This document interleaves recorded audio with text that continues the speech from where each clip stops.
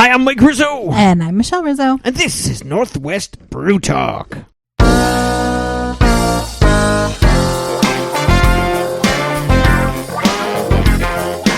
Welcome to Northwest Brew Talk, the #1 podcast on Northwest beer, brought to you by Micro Homebrew, located in Kenmore, Washington. This is episode number 84. Each and every week, we promote the Northwest brewing industry by talking to those people involved in drinking their beer. If you like craft beer, learn about the people behind it here on our show. This week on the Micro Homebrew interview, we talk with Dreadnought Brewing. We also have our brew news, our reviews, and music from Stubborn Sun. This week, we debut a new format for the show. We will now be drinking beer from any independent Northwest brewery and give you more honest ratings to those beers. Also, our news segment will now be primarily a discussion forum. We'll still cover some brewery events, but less than in the past. If you're new to the show, we suggest you check out our back catalog. We've got some great interviews with some awesome brewers and owners.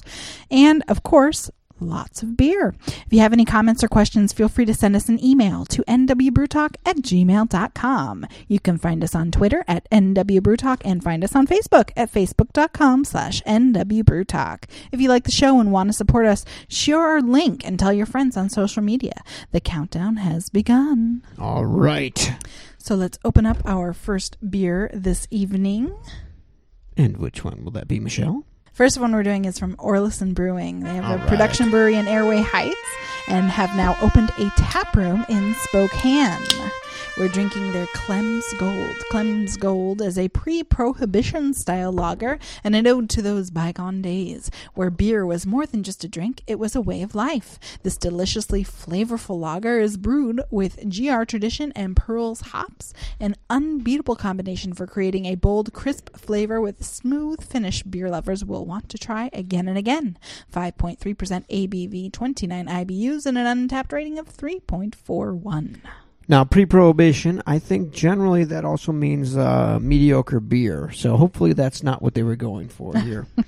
I hope not. Because, that's a lot of what, when I've talked to people, when I've written a couple of beer books, and when we've talked and read about beer companies that were still around going into the 70s, generally people, had fond memories of the breweries, but not necessarily the beer itself.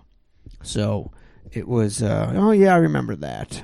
So let's check out Clem's Gold here. Nothing extraordinary about the aroma. Some maltiness. Yeah, a little bit. It's golden color, nice foamy head on it. Flavor is actually pretty good. Yeah, it's not bad at all. This would be a decent drinking beer. Mm-hmm, definitely. Just to have a few. This is not bad at all.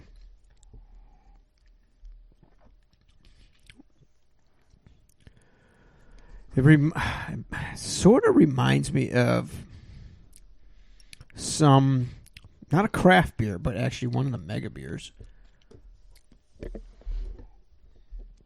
Drink a lot of Labatt's in my life, being from the East Coast. That's a popular Toronto beer. I don't think it's quite that, but it's not bad. Not bad at all. Well, I can stand to drink it, so it's got to be a lot better than Labatt's Yeah. or a Mega beer, because I can't stand those beers. But it does have that flavor. Yeah, it's kind of I think it's just a kind of a simpler beer, and that's probably what the lager is. Yeah. It is different than an ale. Yeah. But yeah, it's not a bad beer at all. All right, Orlison, you are our first candidate on our new rating system. And what are you going to say, Michelle? I give it a thumbs up. You know what? I'll give it a thumbs up too. All right, Orlison's Clem's Gold. And now, on to this week's Brew Views.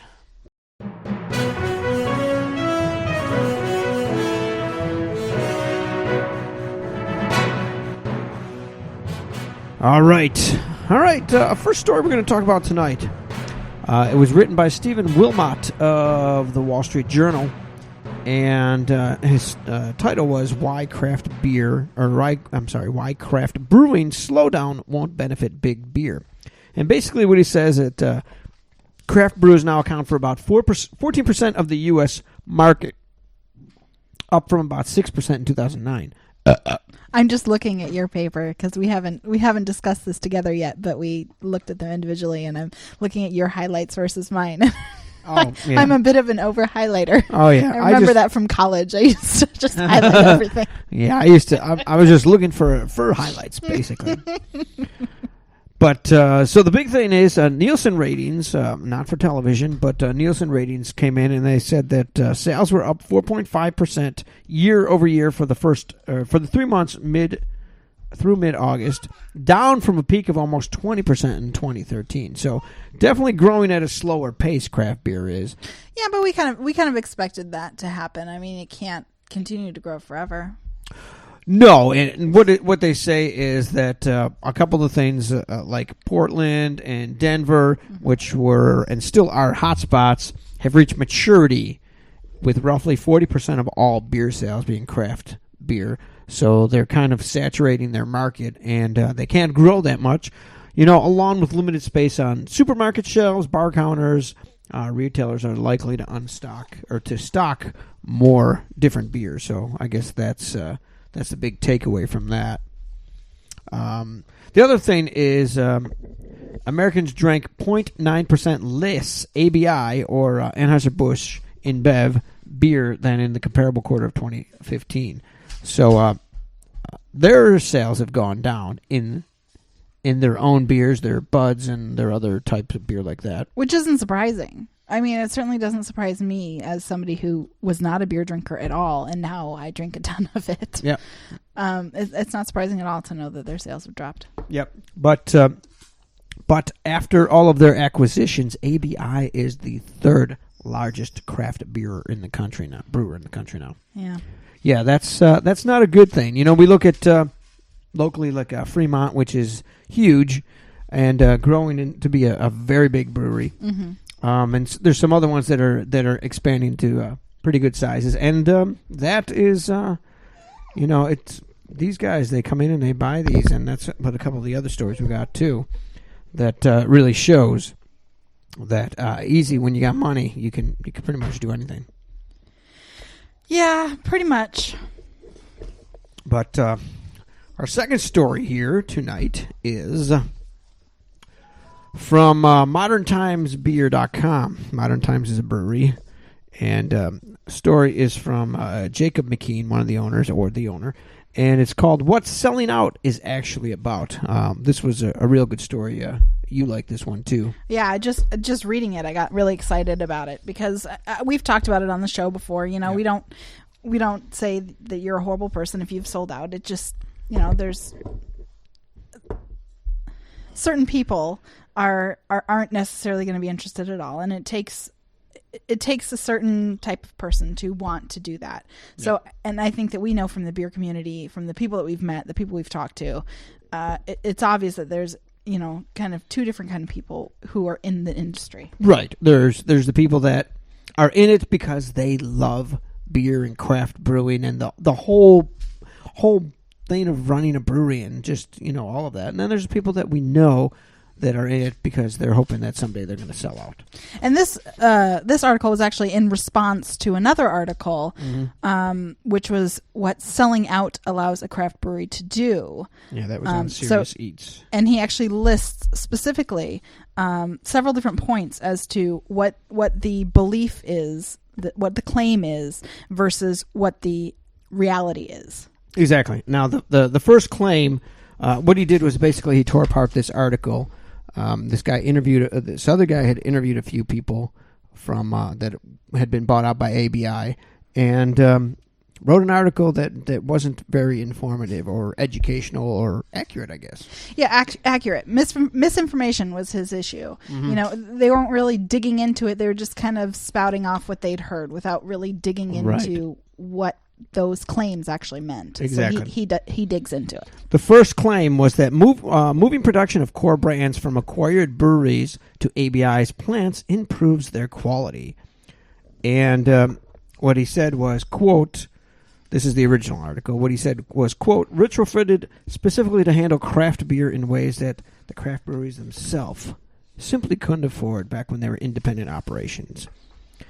Things like buying conical tanks, more cellaring space. Well, other items: mash filters, centrifuge, a tasting room. Yeah, exactly. There are so few breweries with tasting rooms. Exactly. So, especially in Washington here. So how does he respond to this, Jacob?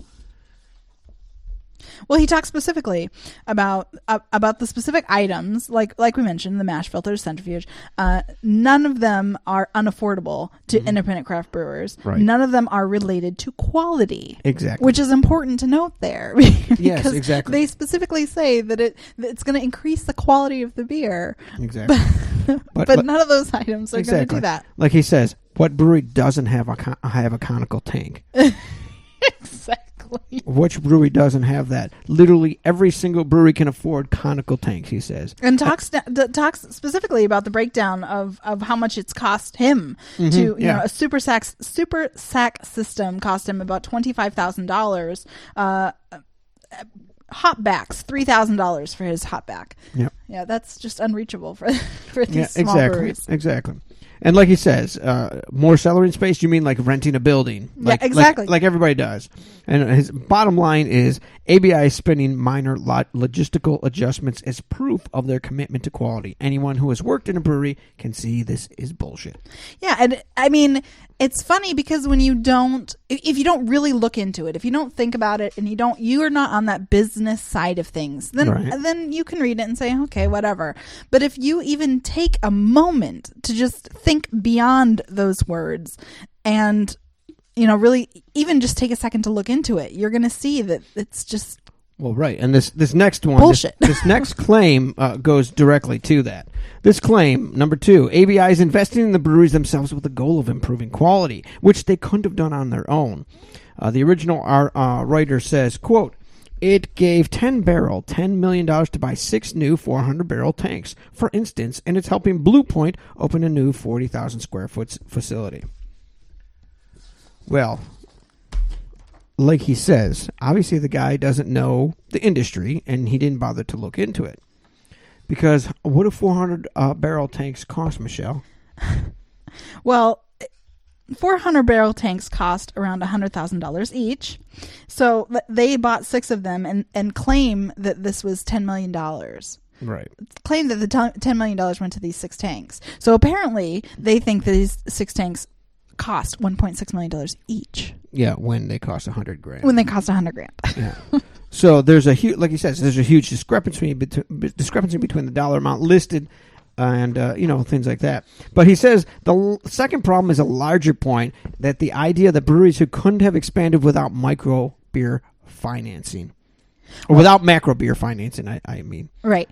And we see this all over the place. We see these breweries expanding. We see it. And talking to the people, too, you hear that it's like, the business just grew like crazy, and I just had to do something about it. I mean, hear it all the time. Exactly. Almost every brewery in Washington has expanded. Every medium-sized brewery or small brewery has expanded. The tiny ones, a lot of them haven't. But even some of those have. Yeah.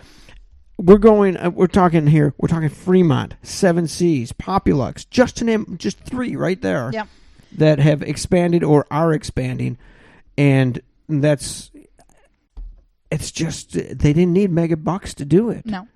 It doesn't make any sense. And so we'll go into claim number 3 here. Macro brewers have made hops available to the breweries that they couldn't get before. Well, now, see, this claim is one of those ones that I personally would believe that it was possible that they were getting access to more, I don't know necessarily hops, but different things. Because, we're not in the industry. We don't really see how the back end of it works. So I could see how that could be possible, that because they're a big name, so it's possible, I guess. What I would see... I would see more of a pricing difference necessarily than... Well, we talk about that later on, too. Well, no, but the price of getting those hops. Or getting barley or malt. The price, those prices, I could see that having, obviously, when you've got, a $1 billion company that can buy in huge quantities, they can get a better price. Right. And not even a better price, but then the ones that have less, less available are going to be at a higher cost. So the small breweries are less likely to be able to afford these more rare type of hops or whatever. I could see that being a factor too. But it's not. No, it's not. And this guy, Jacob from Modern Times, dispels the entire thing. He says virtually all hops and certainly all those cited in the article are available to any craft brewer who is smart enough to do a hop contract. He said his brewery with aggressive strategy will have enough hops. An aggressive growth strategy has enough hops for the next 7 years. 7 years. They will have enough hops. So obviously, they didn't need ABI or Miller Coors or any other brewery. He did say it took some work. It took some hard work, but it's possible. Yes, it is. And, that's something we'll talk about. The community itself, that, they work together. And if you're not quite sure how to do it, I'm sure another brewer would help you out. Yeah, we talk about that too. Yep. All right, claim number 4. Macro Beer's money gives acquired breweries access to capital they could not have gotten. And the original guy says, quote, before Golden Road was acquired in September of 2015, Gil and her 2 partners were relying heavily on small business loans. Well, as Jacob here says, if the guy had done just a little work, he would have saw that one of Gil's partners was actually a billionaire. So they had access to a lot of money already. And apparently, throughout the industry, Golden Road was the most lavishly funded startup ever. And most people know that. So all of that basically saying that by being acquired, it gives them all kinds of capital that they couldn't have had access to before is just plain old BS again. Yep, he's saying it's a question of priorities, not capabilities. Mm-hmm. So if you are interested in getting into a barrel program or a sour program, then that's how you would spend your money. Exactly. And how money is spent within a brewery, especially one with access to unvirtual capital. That's like you were just saying. It's thousands, like it says, literally thousands of breweries with far fewer resources than Goose Island do all of those things and more. And we see it more and more happening. Yes, they know how to bootstrap. Can you think of one we've gone into recently that doesn't either have a sour or a barrel age? I can't think of one that we've been in that doesn't have something. Most of them, have at least a couple barrels. Yep. Anybody can get a couple barrels at some point. Yep. It also says, this is what I found interesting. The vast majority of independent craft breweries successfully rely on bank financing for their expansions because interest rates are at historic lows, and banks are more eager than ever to work with brick and mortar companies with solid cash flows. Exactly. And that wasn't something that, 15, 20, even 10 years ago they were able to do. But now, breweries are a viable business that can make money, and banks are willing to loan money to them. Yeah. All right, 2 more here. 3 more, actually. Back to the original article. Gil says, the margins we needed to hit on our beers are now gone. ABI doesn't necessarily care if each and every beer released makes a solid profit. And it's changed how we think about our portfolio in a major way. This is something that I read and just made me crazy because I hadn't thought of it. I thought of all the things that I did not think of this side of it. And it's crazy. I didn't either. But tell them, the beginning there, and I've got something to tie to that. Okay, this is the most predatory and ill-intentioned thing the macro brewers have done with their acquisitions, and Goldfarb allows Gil to cite it as evidence of their benevolence, which drives this author nuts. The reality is that selling a product at or below cost is an anti-competitive business strategy that's intended to put smaller competitors out of business. Exactly. And when I was writing Buffalo Beer, I came across that. That happened in Buffalo. The bigger companies would come in and they were dumping beer below cost. And it's right here. They were dumping beer below cost, so it forced the other breweries to have to lower their cost and compete. And there's no way you can do that for a sustained period of time. Absolutely. And these smaller brewers couldn't. I mean, we've talked to owners who say, I didn't get into this business to make money because I'm not making that much money. Yeah. Some of them have said, and I don't know what the margins are, but they have said that the margins are pretty low. Yeah. So they have to sell beer, and a lot of times it's in their tap room is where they make their money. So it's the bottom line here is, Jacob says, the goal is to destroy craft beer from within by operating acquired breweries as zombie brands that wreak havoc in the marketplace long after the life has been squeezed out of them. We don't talk about Elysian on our show because they were bought by ABI. Mm-hmm. And we don't talk about, anything that they're doing. Or Red Hook, we did at the very beginning. We talked about both of them, Red Hook and Pyramid, and all of them. We talked about them when we first started the show. But then as we developed the show, we realized we really wanted to focus on craft beer only. And they're all part of Mega Beer and ABI and that. And, when a brewery like the guys that own Olympia and Rainier, when they can come into Red Hook's facility and rent out the whole facility to brew a new Rainier beer, and then most likely they're going to purchase the plant, I mean, they can sell their beer less. They can sell their beer for less than the local guys can. Absolutely. So, next claim. Being acquired by a macro brewery gives access to the minds of fellow brewers. Well, we know this. We've talked to so many. If you've listened to our show, we've got 80-something interviews with brewers and owners. This is a fantastic community. Everybody involved is extremely friendly with each other. They will help each other. They will loan things to each other. We've heard it over and over, time and again. And it's an amazing community. Absolutely. It's unique because you don't see any other industry. Like, I can't even think off the top of my head what other industry would be comparable. I don't know if there is one like this. It's crazy. Not and in the same way, no. And everybody, every time we go for an interview, the first thing we'd say to each other when we walk out the door is, wow, he was or she was really nice. And it's and to the point that we just started catching ourselves every time saying, not that that's surprising because that's what we always say, but it's really a unique industry to be in. And that's why I find it so surprising to even see that that's on there as a claim, because I think that anybody in the industry and anybody who's even taken a moment to speak with a brewer or an owner knows this. Yeah. I mean, I don't know. Definitely. And the last claim. Breweries can't expand their geographic distribution without the muscle of macro brewers. Well, you know what? That's just plain false. Right off the top of my head, Reuben's Brews. They're distributing to Europe, to London, the UK. And previously, Hilliard's had been sending stuff overseas. Yep. So those are two that, off the top of my head, and I know there's some other ones that I'm not thinking of, but there are several breweries in Washington alone that are shipping things not to Canada, but to Europe and to China and different places. Yeah. These aren't giant breweries, all of them, either. No, I mean, I'm not. Certainly isn't easy. I'm sure it's not an easy thing to do, but it's possible. Exactly. You don't need ABI and their distribution system and all their money behind you in order to do that. So the bottom line is that ABI is I think they're lying to the people that they're acquiring, and they're lying to the public, trying to get everybody to believe that their big benevolence is helping the craft beer community, when in essence it really is doing nothing for them.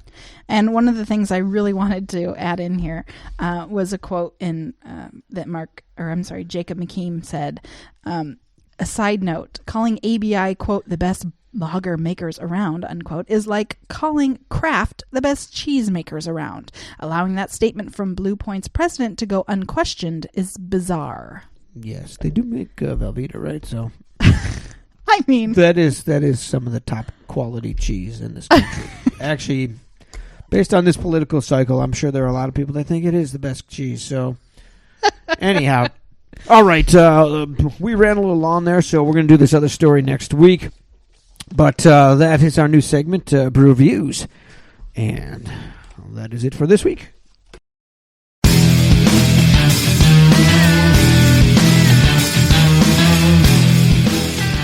Welcome back to Northwest Brew Talk. If you want to submit news to Northwest Brew Talk, send us an email to nwbrewtalk@gmail.com.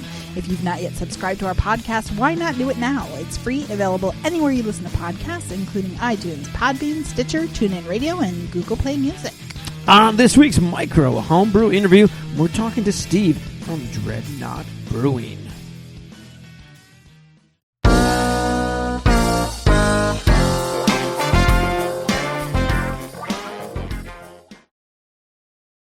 Okay, we're talking with Steve from Dreadnought Brewing. How are you today? All right, doing well. How are you? Good. Awesome. And why don't you tell us, first off, where's Dreadnought? So Dreadnought Brewing, we're in Monroe in the industrial area over by Ty Lake. So when you're passing through, like most people are, to the mountains, you can give a stop by. We have full restaurant and outdoor seating. We're all ages. So Cool. So Dreadnought, when did you guys open? we opened up in June 27th of 2015. We started the journey in 2014, but it took 9-10 months just to get licensing and then moving forward with the city and some other things. So, build out. Yeah. Awesome. So, brewing. Why did you start a brewer? Were you a home brewer? How did it all come about? Yeah, I started brewing in 1991. Like a lot of people, probably back in 1991 with a Mr. Brew kit, making probably really crappy beer. I dumped most of it. Off and on, kept doing that. And then it was in the early 2000s, got the Palmer book, right? And then I figured out why I was making horrible beer with the Mr. Brew kit, because their instructions were just to make beer, not to make good beer. Okay. And started actually researching and doing that. 2008, we started a co-op. Okay. And we were actually brewing for people paying for the ingredients, and we kind of get that experience down. So we're brewing 7 days a week, using the laws. Whoever pitches the yeast is their beer. Okay. And then council gets their 200 gallons a year. We did that, and then I started thinking about retirement plans, what I'm going to do for retirement. So I thought it'd be cool to one day be able to sit in my tasting room and drink beer that's mine, and talk to people and talk about beer and talk about music, because Dreadnought is a guitar, so that's what we do. We do a lot of music stuff there. I've been playing since I was 9. Just all that kind of thing. So that kind of got me into how could we do this, and started going out and raising money. We raised about $70,000 and started building out. And then found out it costs a lot more money than that to build a brewery. Yeah, I'm sure you're not the first person to find that out after you started doing that. Yeah, because the city came in and they said that we had to be all ages. And at that time, the Liquor Control Board made us sign a statement saying we'd serve food, like real food, not like, hot dogs, right? Yeah. And so we had to spend $40,000 of that money just to build a kitchen. Wow. And with all the fire and everything, right? And so we got around stuff. We started off with a 3-barrel system. It's pretty interesting. It was all stainless steel shipping barrels that were converted by 2 guys who used to build homebrew equipment around here. They've now moved out of the state, but they built it for me. And then in December, we upgraded to a 7-barrel system. Oh, wow. And because we couldn't keep up with beer. We were running out of beer. And now with summer coming, like our IPA, I sell 7 barrels in 2 weeks. I can't keep it in stock. So I'm now even looking to upgrade that for those beers. We're starting distribution. Yeah. And all those things. So I think it's going pretty well. Yeah. 1 year we'll make money, but... Okay, now you're a brewer, so money is just a secondary to the whole thing, right? Absolutely, but it's a running joke, right? We made a joke with some brewers that we should start a nonprofit to help charities, and I won't name his name because I don't know if he wants to be named, but he looked at me and goes, "You've been in business for a year, haven't you learned that all breweries are nonprofit?" So I was like, well, as long as we're making enough to keep the doors open, that's what we care about, right? Get beer out there, make good beer, quality control, and getting these systems down. I mean, that's a challenge. A lot of people probably don't understand who don't brew, because every time you change something on your system, you've got to recalibrate your system and brew and make sure that's the same and do everything like that. So those are all interesting things to learn. Well, definitely. And 6 months into it, you doubled your capacity, and you're already looking to go up. What would you looking to do? 15 or something? Yeah, I go to a 15 Brights first, double brew into, and then go into that. Because again, that all costs a lot of money. Yeah. And every single increase, it's not just the equipment, it's all the support equipment and the space and then all the plumbing and everything else that you got to do into it. So that's one thing a lot of people, when they come up to us and go, hey, I want to start a brewery, they're like, I can buy this system for $9,000. I go, that's cool. What's it cost to plumb it? What's it cost for power? What's it cost for, what's your exhaust? What's your drain systems look like? You know, and you look at all that, and it's not just $9,000, right? Yeah, exactly. And so when you look to upgrade to a bigger Bright, you got to look at that kind of stuff, and that's what we're kind of looking at. And that will let us start bottling, because at 7 barrels, while we could technically bottle and can by the mobile guys, I lose money just buying bottles and labels. So we need to go to 15 barrels so that we can have enough product out there to actually make it so that we can put it out there and do it. Okay, nice. Yeah, like you're saying, one of the things we on our show we've been doing is for a few months we've been talking to a brewery that's working to open. So we talk to them every 2 weeks. They give us, updates and stuff. And one of the things is it took them like 2 months to get an HVAC contractor out. And it's things that it's things like that you don't anticipate. You think it'd be something like a permit, but it's something like that. Right. No, and we I made friends with a lot of those guys, like plumbers. I got a plumber guy. I got an HVAC guy. So now anytime I need something, I just call him, and he's out there that week, because it's like, hey, I gave him shirts, I gave him growlers, right? Let's make you a fun part of the business, right? And and do that kind of stuff. There's a lot of public relations, and the city is a public relations, just getting our permits through. Because they were worried we're going to start a tavern, we're going to have like stripper poles or something. They just heard brewery, and all in their mind they just had another bar in town. They didn't really understand what was coming in, all that kind of stuff. I don't know. We also we have those challenges like everyone else, and moving up stuff and just getting those things in. For example, digging in drains. We end up renting a saw cutter and cut it ourselves and did it ourselves, because it costs this much, $200 to rent the saw, and then $180 to buy the blades. Right. While everyone else is like $10,000, we'll build you in drains. I'm like, I can't afford that. So do it, and then working with the city. It's a good thing that a lot of people complain at the city. The city guy came in and he's like, this is what you have to do. No, you did that, change this, do this. And he walked us through that whole process, because he wanted to see us open, not see us getting away. So it's pretty cool. Well, because in the end, if you're a successful business, you're going to be paying taxes and all that stuff. Right. And that's all. And we also give back in our community. Every quarter, we're trying to do a homebrewers contest. Okay. Have homebrewers come in, and the winner of that homebrewing contest will we brew their beer. Oh, nice. On the 7 barrel, we put their name on it. We then give the profits of that beer to charity. We find a charity. Nice. Like we did to Take the Next Steps last time, and I think they got about $1,200 through the process, which is good for an organization that only has $100,000 to deal with all year. Well, sure, yeah, definitely. But it's nice to be able to just do that and get that community involvement and get this. And that relationship with that homebrewer has grown. We entered them in a pro-am for in here, which we brewed a beer again. And those guys, and they were serving at our tent. It's become like a camaraderie friendship, and that's what we like to build. Talk about beer, talk about things. I brewed different beers. I never brewed a Saison before until I met them. Oh, okay. Because that's never been my type of beer. Yeah. But he comes in, hey, let's do a Saison. I'll learn. Yeah. Let's do it. And we get to kind of learn from each other and do all these things. Yeah. And he's just happy to brew on a big system. Yeah, exactly. Well, and you were a home brewer, so you appreciate that community still, and that's cool that help working with them still. It is, and we also offer a brewing class. Oh, okay. Yeah. Which is I call it a brewing class, but it's really some ways for homebrewers to get hands on a big system. Yeah. So we go in first day and we talk about pHs and how to calculate your efficiencies and grain to liquid ratios and all that, and half of them go to sleep, right? But then they come in on the Sunday, and then we brew a batch of beer, and they all take home 5 gallons. And they're all awake for that, right? And they take all 5 gallons home of wort, and then they ferment it out. We give them different yeast. Oh, okay. And maybe tell them to experiment with stuff. And then in a month later, we all come back and we taste what everyone made from that same thing. Yeah. They can see what the brewery made from it, and see what they made, and see what their difference is, how that affects their beer. Yeah. And so a lot of them get a fun. Plus, they get to come back and hang out and drink more beer and then all that, and they got to brew on a big system. Yeah. And they get to say they got to do that. Yeah. some of the guys will laugh. They'll be like, 7 barrels is not a big system, but to these guys and to me, it's a big system. Oh yeah.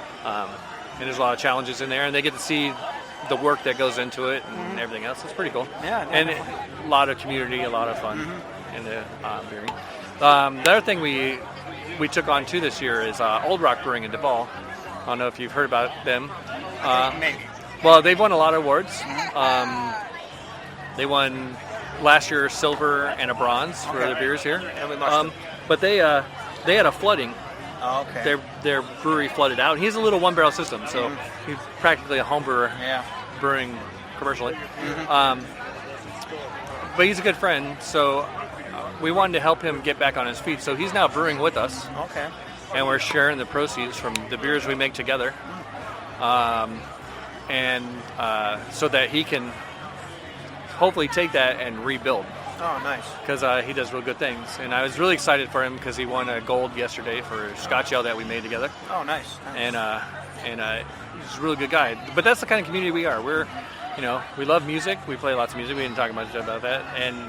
But I think that kind of personality of being musicians who also brew, and then home brewers, and then you get together, and we get brewers come in all the time, and we just talk, and that's what our place is about. We get a lot of, we go out to other places and hang out and talk about beer, and that's what we do all day.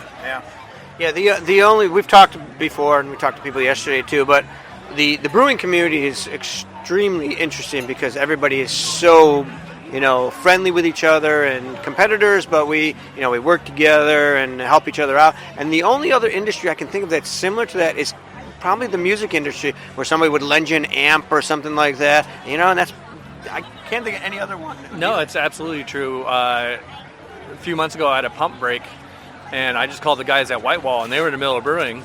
And I'm like, dudes, I had a pump break. They're like, oh, you have work getting really bitter right now. Just come take the pump. We're just cleaning. We'll clean later. No questions asked. They just come get it. Those guys have been great, helpful. They have a special tool for retrieving beer out of barrels called a bulldog. Hey, I need to get beer out of barrel. My siphoning's not work. Oh, come grab it. That's the kind of community. When I was opening up Bo from Black Raven, any questions I had, he answered those questions. Absolutely no problem. The guys out at Crucible have been great. The guys out at I don't know anyone in the industry who, once we get in, we're talking, they're all to help you. Everyone, especially in the Woodinville, Snohomish area, all of us kind of just we're always at each other's places. We're always hanging out, and we're always helping each other. Have a question on how to do something, how to fix a process or do that right there. We have 2 brand new in Monroe coming up. I call them garage breweries because they're small, but they're going 7 Rights. And the other guy, I don't know if he's got a name yet. He's not fully licensed yet. But like them, I'm like, as soon as you guys get open, let's do a brewer's night. Let's get you out, notice, and get you out there. And everyone's like, oh, but I thought we'd be a competition. I'm like, no, you just give more rep to the town because Monroe, we're small. And everyone thinks, what comes good from Monroe? Well, we're going to tell you beer comes good from Monroe. Awesome. So come out there. That's very cool. Very cool. So I'm thinking you were talking about pH and stuff before. Now, was that something that you taught yourself as a home brewer, all those different, balances and chemical changes and everything? Right. So I'm an electronics engineer by trade and then a software engineer by degree. Okay. So all engineering things have always kind of intrigued me, and that's what really got me into brewing is learning the science behind it and then understanding the art behind on the other side and how those two kind of go together. So I read lots of materials about checking how your pHs work and how that sets the different grains. And then brewing Ray from Old Rock, I mean, he's like a biochemist himself. So that's all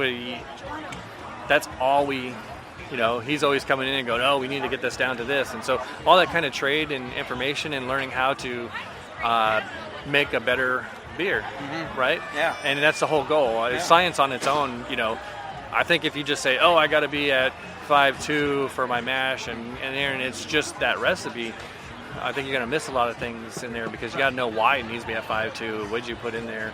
What is your grain? You have to read your grain reports that come with your grain, right? And then that will tell you what you're really trying to get out of these things. That took a while to learn, and but I think that study kind of really helps. Yeah. So when you started the brewery, what kind of beers did you want to carry? We started the brewery. I'm a hoppy guy, so but I wanted to make my prime, I guess my gold star beer, I would call it, is I make a bow to Russian River's old pale ale they used to make, which is a highly dry hop pale ale. I haven't seen it from, but we don't see a lot of Russian River up here anymore. Bellbreaker did similar in their Field 41, which I really appreciated and really liked. And I spent 2 years just building a beer that wouldn't be bitter, but have lots of hop flavor and intensity. Nice. So we came out with a beer that has a lot of European grain, a lot of Maris Otter, Victory, those type of grains. In order to give it that kind of European pale flavor, we put very little hops for a 7-barrel. We put 2 pounds of hops for bittering. Then don't touch it again until Whirlpool, and then we dump 4 pounds of Citra in there and Cascade, and then in the dry hop we do 7 pounds of Citra. So a pound per barrel. And then what it gives you is a very floral citrus beer, and that's the kind of thing I wanted to hone on, is how do I make those hop flavors come clean and through, and celebrate the beer with that. And then also, as I've been now brewing and getting other people coming in and sharing what they really like, and brewing with people like Ray and some other brewers in the area, are, how our amber came about, is how to get those malted grains and really work on get those malted flavors come through like I did with hops before, and try to balance those type of things. And we had a very successful what I call an English style strong ale, but in America you call it a barley wine, right? Okay. 11.5%, and then aged that out for 6 months, and that did very. I was actually shocked because I had never made a beer like that before, and it's just all that paying attention. We tasted more than we did math. Oh, okay. Let's put it that way. When we were making the beer, we were tasting the wort all the way, and I want a little bit more. Oh, let's add a little bit more of this, and we kind of did that and wrote everything down and took copious notes. And then when we brewed the big batch, we had this beer that was based on how we wanted the taste at the end, and then and that led to a beer that we sold 8 kegs in a week. Wow! Just over, it just sold very well. Yeah. So I take that as people liked it. Yeah. But in our size, when you're only doing 13 kegs at a time, right? 8 kegs is a lot. Oh yeah. Right, to get out there. But no, that kind of study, how to get those. That's what I find interesting. Yeah. How to get those clear, clean flavors. Because sometimes I'll brew a beer and the first time and people go, "Oh, that's really good," and I'm thinking to myself, "Yeah, but I wanted this flavor to really sing. So next time I make it, I'm going to do this and this and this and this." That's what I really like, is all those complexities and all that stuff. Nice. Yeah, it's awesome where you'll taste a beer, and then like a couple of seconds later, all of a sudden you've got like this, you got this malt flavor that you didn't taste at first, and and it's great the way sometimes somebody can balance a beer with all those different complexities. Right, I'll say that listen to your blog, I listen to the Brewing Network's blogs, and when other brewers get there and they talk about their beers and what they try to do, that puts in my mind, hey, that's interesting. Yeah, I want to try to do that. Yeah. So these kind of sharings, like what you guys are doing and others, I think is important for other brewers to also get into, because now we're right here, we're sharing information, right? And we'll share, and I listen to it and I go. Like, I listen to these guys in California talk about how they re-hop their beer by just blowing CO2 in the bottom to mix that dry hop back up again. And I was like, ooh, let's see what that does. Yeah. And so start playing with these new techniques that I wouldn't even thought of if I wasn't listening to a blog like this. Yeah, exactly. So that's why, and that's the kind of stuff I love. I love all this. I love sharing and playing and doing that. Hopefully we do it well enough where we stay in business so I can keep doing it for a long time. Yeah, definitely. So, so since you have a full kitchen, what do you carry then? So we do a lot of sandwiches and pizzas,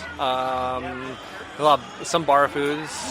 Everything we do is fresh though. So I mean, it'd be really easy to, go to Costco and buy like shredded pork, right, and make pulled pork sandwiches. No, we got a NSA rated smoker and we smoke them, because I have a business partner who I said I need someone to do food. As a brewer, you can't ever cross your fields, right? So you do food, and she's like, we're gonna make lemonade from scratch. We're gonna make our own porks. We're gonna, make our own sauces, make our own salad dressing. So she does all that stuff.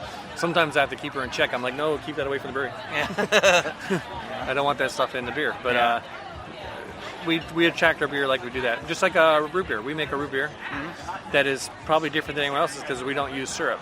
Okay.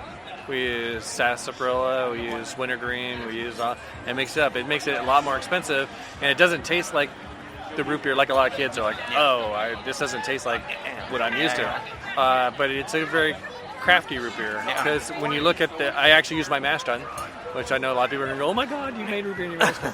But it's made the same way. Yeah. It's a mash. It's an hour mash on this. It's just the only different. And then we move it to the boil kettle to bring up to sanitize, and then carbonate and push to kegs. I mean, it's a totally different process than some other people who make root beer. Yeah, nice. So, what's your big seller then? The California, our IPA, I can't keep it in stock at the brewery, so we don't even distribute that. Okay. I just can't make enough. I can't keep up with it. But our California Pale is very good. We got an interesting rating of, I don't know, so the Brewers Association sent us a rating of our blonde ale was the 13th fastest selling beer in the Pacific Northwest. Oh, really? Per ounce. We don't distribute. We don't. No. So per ounce per hour. Okay. So I found that an interesting number because we don't sell as much beer in, say, Georgetown, right? Right. They're selling. So what their number was is when we're on tap next to somebody else, our beer is outselling them. Really nice. Even though we don't sell them nowhere near as much as them, but per ounce per hour, we're selling more when we are on tap. Oh, that's nice. So I found that pretty proud, especially for a beer that I designed in the dark. Oh, yeah? I don't drink blondes. Okay, all right. And I had a job that I couldn't do anything because they were waiting on other things before I could start work. And so they had me sitting at a desk. And so I sat there listening to the Brewers Network, as a matter of fact, in the background, and just drew it out on a piece of paper of what I think a blonde should be.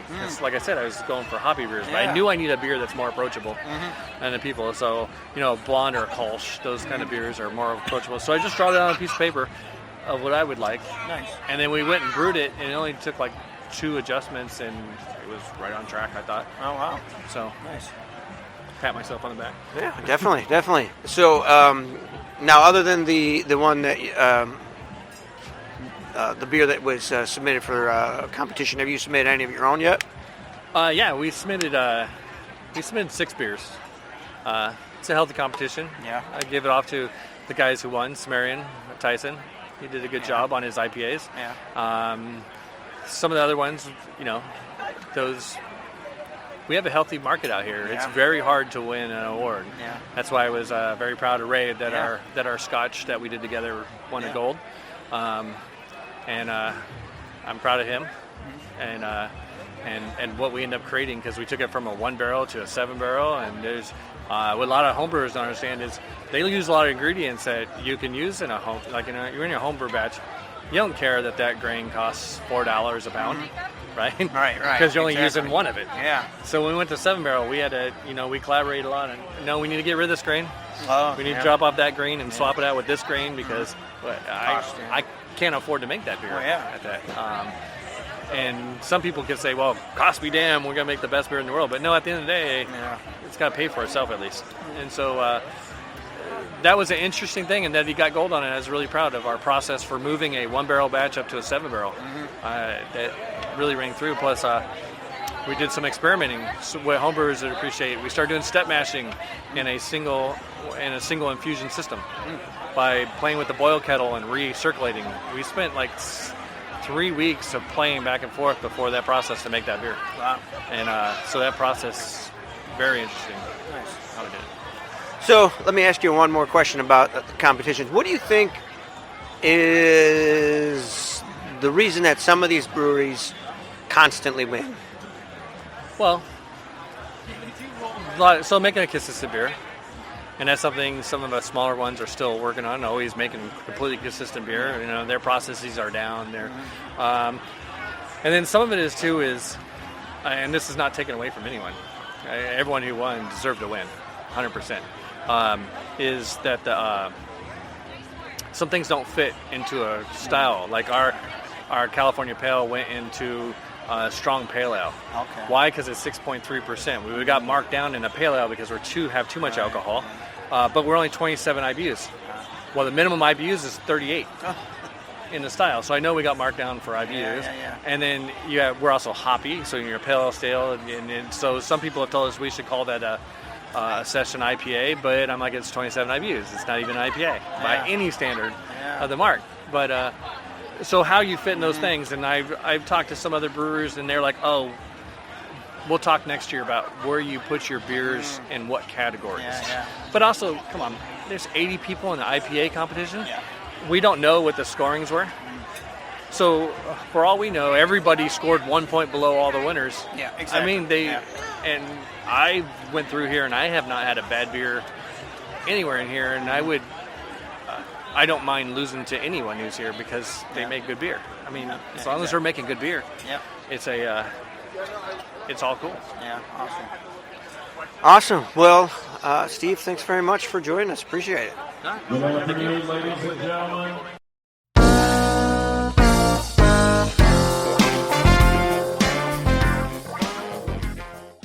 Thanks to Steve from Dreadnought for joining us today.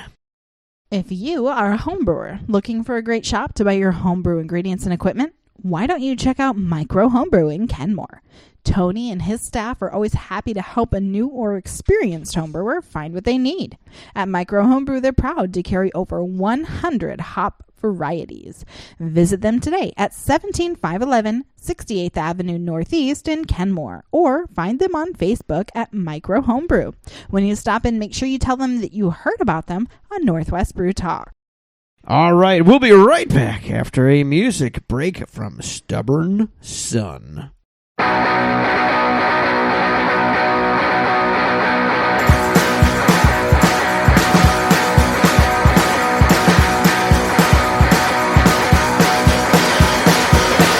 Blood on my teeth, I had to bite my tongue twice this week of this love.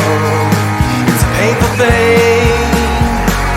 I got ringing in my ears, can't seem to make it disappear. Of this love, it makes you scream, but it's so damn good.